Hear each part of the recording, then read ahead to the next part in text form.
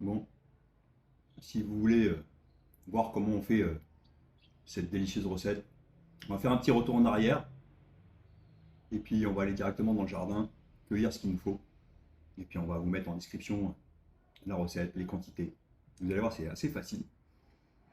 Et puis pour ceux et celles qui n'ont jamais testé les feuilles de patates douces, qui figurent dans le top 50 des produits locaux, surtout, n'hésitez pas. Vous n'allez pas être déçus. Avec Laura, on vous a présenté une quiche aux feuilles de patates douces et au coco fumé. Et j'ai dit que j'allais faire un petit focus pour la pâte. Moi, j'ai une façon de la faire qui est très rapide, très simple. Pâte brisée, hein, normal. Plutôt que de lâcher, vous pouvez la faire. Farine, beurre, un peu de sel et de l'eau. Ça, c'est les ingrédients. Pour le matériel, il faut un petit robot mixeur. Et c'est assez simple comme recette. Pour 200 grammes de beurre, eh ben, je mets 2 fois plus de farine. 400 grammes de farine. Ça veut dire 200 grammes de matière grasse. On multiplie par 2, ça fait 400 grammes. Entre guillemets, il y a 2 fois plus de farine que de beurre. Okay, et puis après, le sel pour saler et l'eau, vous allez voir, pour apporter la consistance. On va démarrer direct dans le robot mixeur. J'ai 400 grammes de farine et je vais mettre le beurre qui a été coupé en dés.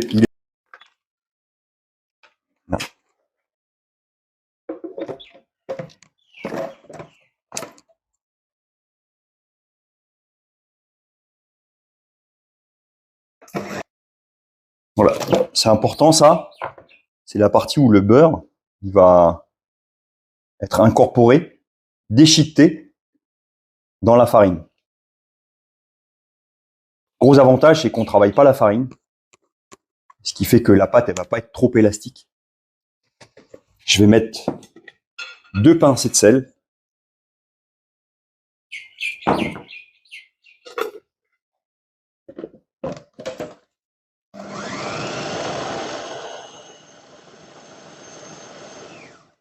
Et maintenant, je vais rajouter l'eau.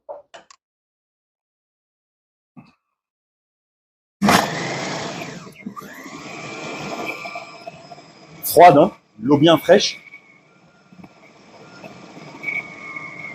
Voilà, vous entendez, ça commence un peu à forcer.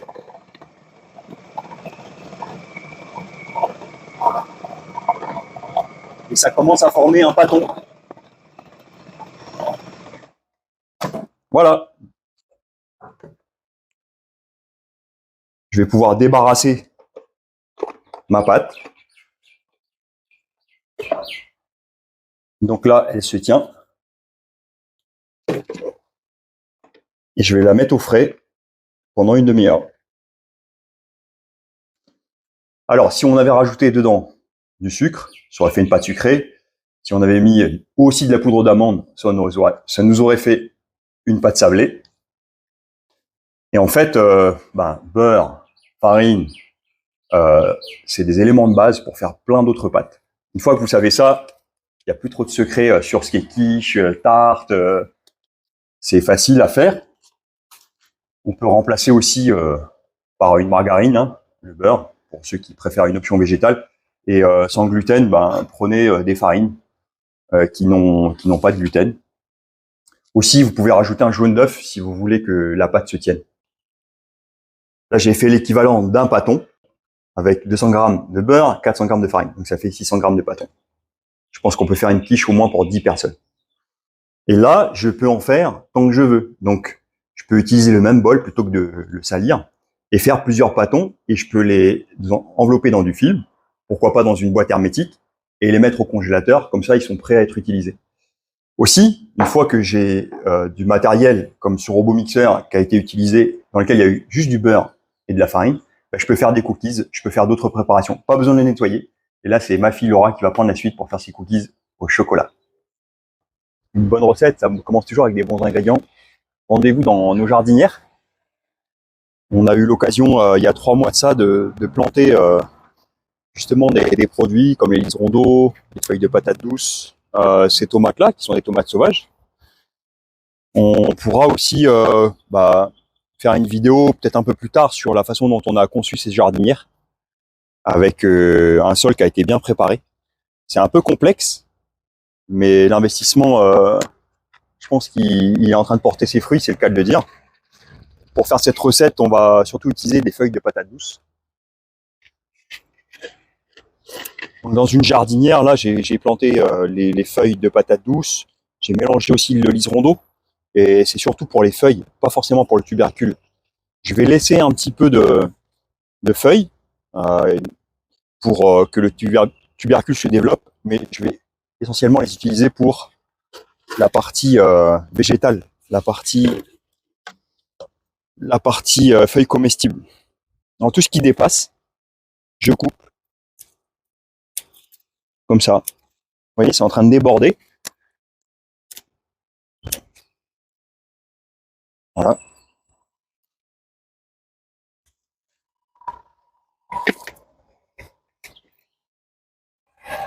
Je vais récupérer quelques liserons aussi. On est en plein été. Et honnêtement, c'est vraiment des produits qui poussent très bien là. Le sol a été préparé, hein. Donc on aura l'occasion de vous mettre en description un petit peu aussi il y a vraiment du bruit, on est en plein dans le carrefour. Et c'est des jardinières urbaines. Des jardinières qu'on a bien préparées. Le sol, il a vraiment été travaillé. J'aurai l'occasion certainement de faire des vidéos pour vous partager un petit peu la façon dont on a conçu ces jardinières. Et en dehors du sol, regardez une petite technique. Ça, c'est mon ami Georges Thieya qui nous a montré. C'est un tuyau PVC avec un bouchon. Il descend à peu près sur 30-40 cm. Et on a fait des trous, donc avec une perceuse pour que les vers de terre puissent venir se nourrir. Donc, en quelque sorte, c'est un composteur naturel. Et regardez, il y a plein de bébêtes déjà dedans. Ah, ils sont partis. Ils se régalent. Donc, c'est toutes mes épluchures de cuisine. Finalement, avec un biocomposteur intégré dans les jardinières. Là, vous avez des gombos. On a planté pas mal de sortes. Regardez ici, là, les tomates, cerises. Comme ça, on va en récolter. Un igname. Elles sont bien ensoleillées, là.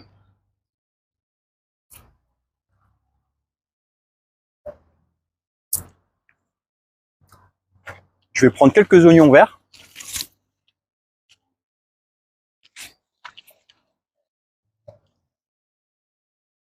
Là, les petites tomates, les feuilles.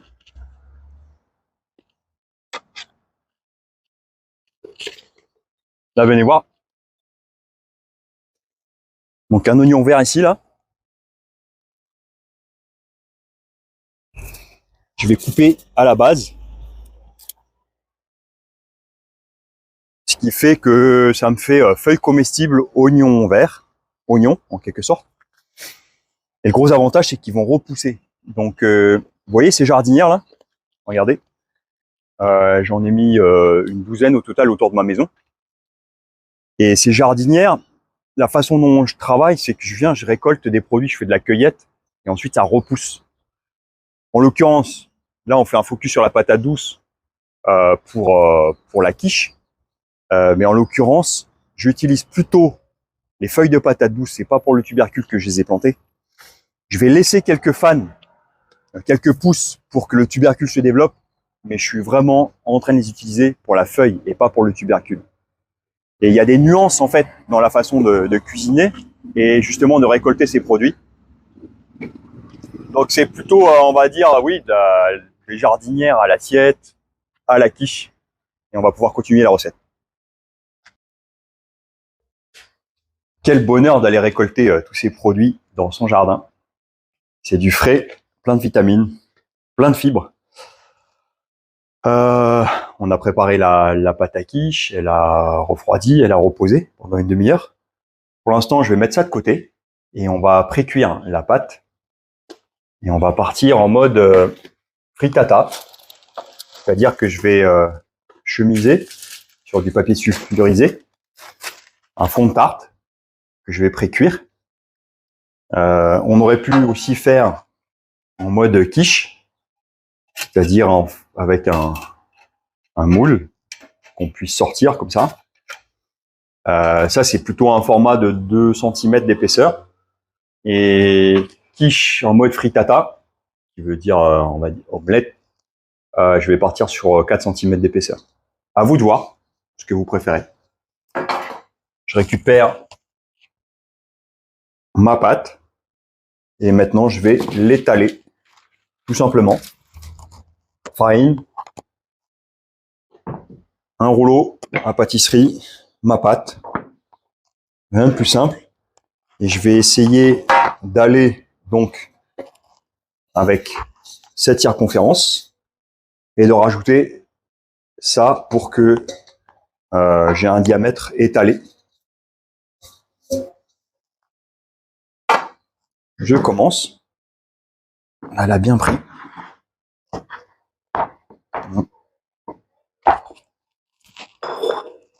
Je commence à fariner généreusement pour démarrer.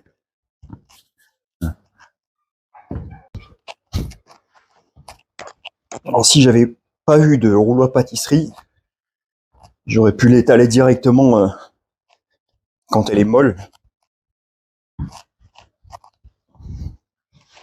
Bon, des tutos internet sur YouTube, vous pouvez en trouver des millions pour faire une pâte. Je rappelle juste les quantités, c'est 2 fois plus de farine que de beurre. C'est tout ce que vous devez savoir.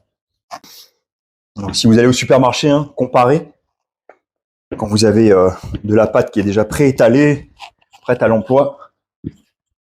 Je regarde. Encore un petit peu.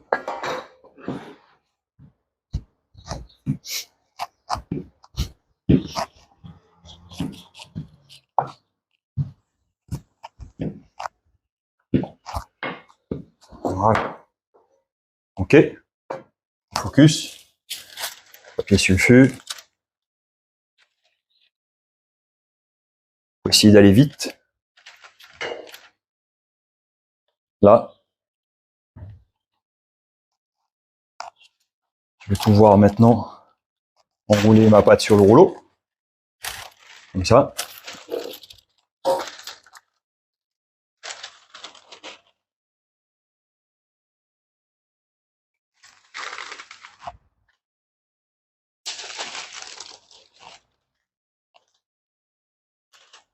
J'essaye de centrer.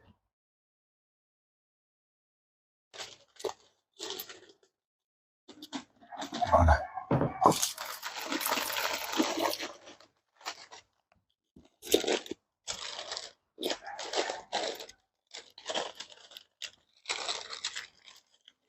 Garder un petit côté rustique.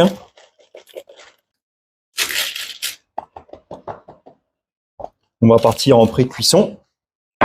Un peu de pique avec les fourchettes.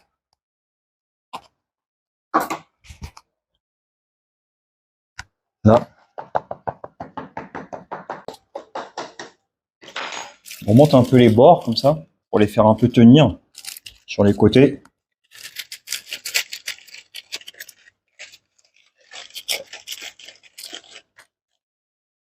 Voilà.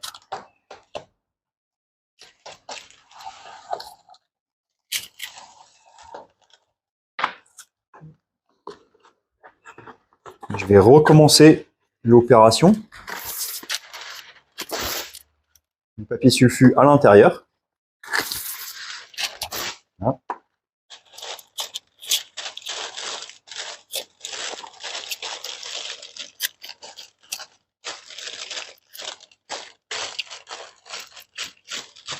Dedans, je vais mettre des graines. Je vais tester avec des graines de sésame. Comme ça va les torréfier en même temps. Soit je mets des graines de sésame. Je peux mettre des lentilles, des légumineuses, finalement des produits qui coûtent pas trop cher.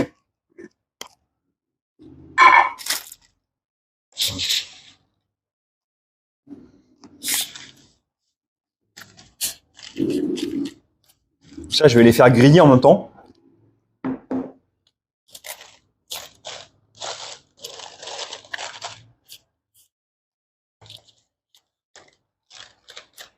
ça part au four à 180 degrés, une demi-heure, pour une pré-cuisson.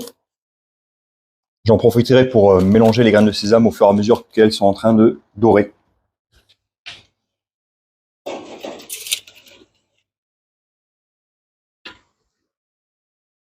Pendant que la pâte à quiche est en train de cuire, de pré-cuire, je vais m'occuper maintenant de ce qu'on va mettre à l'intérieur de la coque. Je reviens sur mes légumes, liserons, des patates douces, et je vais effeuiller, tout simplement. Je regarde s'il n'y a pas d'insectes. Mes jardinières sont propres, hein, je les ai arrosées ce matin, ce qui fait qu'elles sont propres, elles sont nettoyées. Et je viens effeuiller. Effeuiller, ça veut dire enlever la feuille de la tige. La partie qui va être un peu trop dure, ligneuse, on la met pas. Quand j'arrive vers le haut de la pousse, je peux casser ici. Voilà, ça se casse facilement. Et si vous voyez qu'il y a de la fibre, c'est que j'ai cassé trop bas. Effeuiller, on cherche la partie comestible, tendre. Et le gros avantage d'utiliser des jeunes feuilles, c'est qu'elles sont beaucoup plus agréables, que ce soit en termes de texture, elles sont pas fibreuses, ou que ce soit en termes de goût. Quand vous allez casser les feuilles de patates douces, vous allez aussi trouver un petit peu de lait qui sort. Ça colle au doigt, mais c'est pas grave, c'est pas dangereux. Et le gros avantage, c'est que ces pousses, on peut les repiquer, les replanter. D'accord?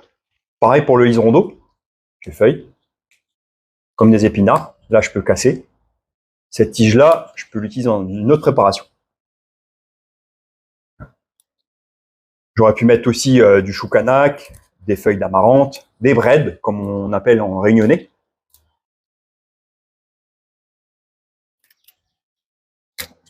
Voilà. Donc là, vous avez une feuille qui est un peu abîmée, je l'enlève, elle part dans le compost ou elle retourne dans la jardinière. Voilà. Alors il faut une grosse quantité, parce que ça va vraiment diminuer en termes de volume. Plus elles sont jeunes, meilleures elles sont. Je passe à la cuisson. L'huile d'olive. Je commence avec mes oignons verts, à défaut d'oignons jaunes.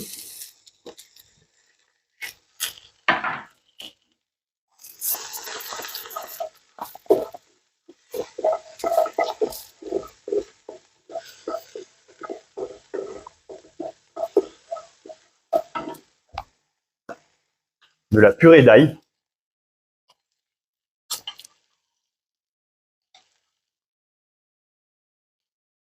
C'est de l'ail cru, épluché, mixé avec du sel et de l'huile. Et dans un petit pot congelé. Moi, j'appelle ça un peu des pâtes d'ail, des condiments. Prêts à l'emploi.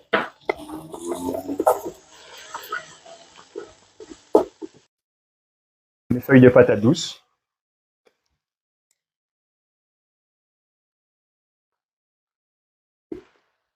Un peu de sel pour commencer. Le volume, il va tomber, donc faites attention quand vous salez. Un demi-verre d'eau. Et ça part en cuisson. Et c'est pré-cuit, vous voyez, hein, on a bien perdu en volume. C'est bien assaisonné. L'ail, le poivre aussi. Je vais en rajouter un peu là. Maintenant, on va mettre notre lait de coco, 500 ml. Donc on peut dire qu'il y a à peu près 500 g de feuilles pré-cuites. On va mettre 500 ml de lait de coco.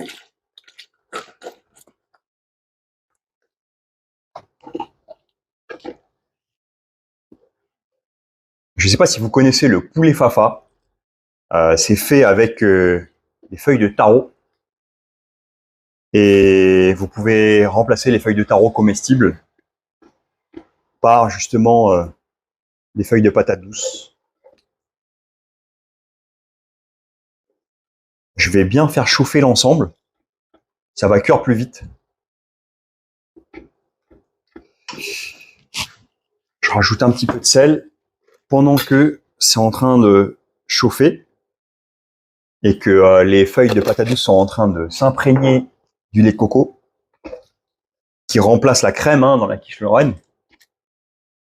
Je vais dans un bol mélanger 6 œufs,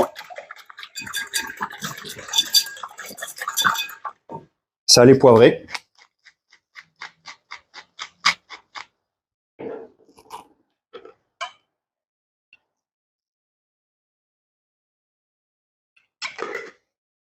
Et on va rajouter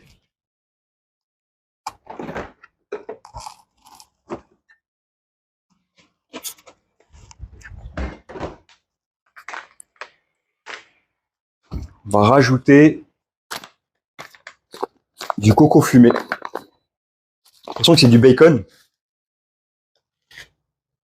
Justement, ça vient remplacer le poisson fumé, le bacon, une option végé. Voilà. Il chauffe pas trop quand même, parce que sinon vous allez cuire les œufs à l'avance.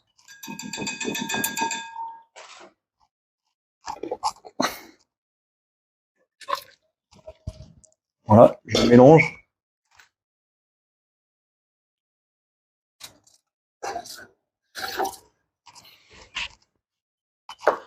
Ma pâte qui est pré-cuite. Je vais pouvoir verser le mélange direct dedans. Voilà.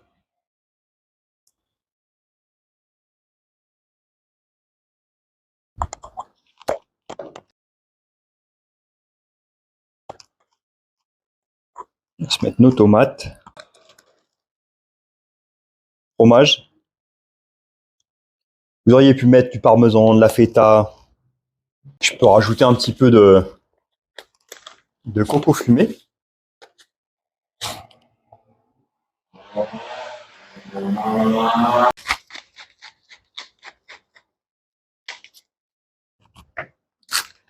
Ça part en cuisson 20 à 30 minutes.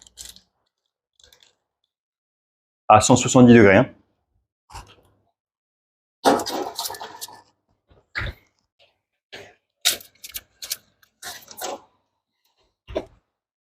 Voilà. 25 minutes de cuisson. Vu que les épinards et les cocos, ils étaient chauds, ça a permis de cuire assez rapidement. Le fond de tarte était bien chaud aussi, et c'est l'avantage des pré-cuissons. Alors des recettes de quiche, il y en a beaucoup sur le net. Celle-ci, qu'est-ce qu'elle a de particulier? C'est d'avoir des feuilles de patates douces pour remplacer les épinards, d'avoir des produits des jardinières, de remplacer la crème par du lait de coco, et puis de remplacer les lardons par du coco fumé. Donc c'est une quiche exotique faite ici en Calédonie, au beau milieu du Pacifique, avec les produits de la jardinière.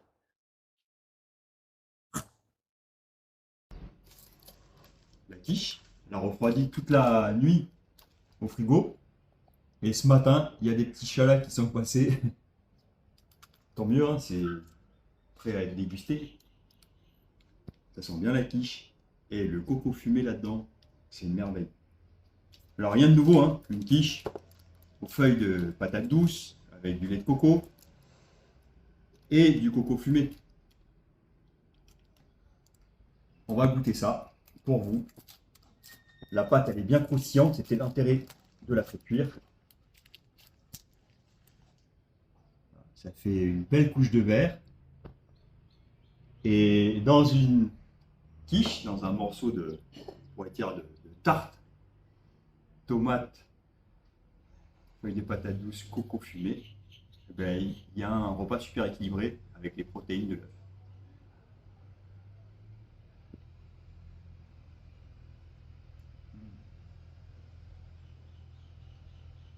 On a l'impression de manger du papa. On a l'impression de manger du fafa au poulet.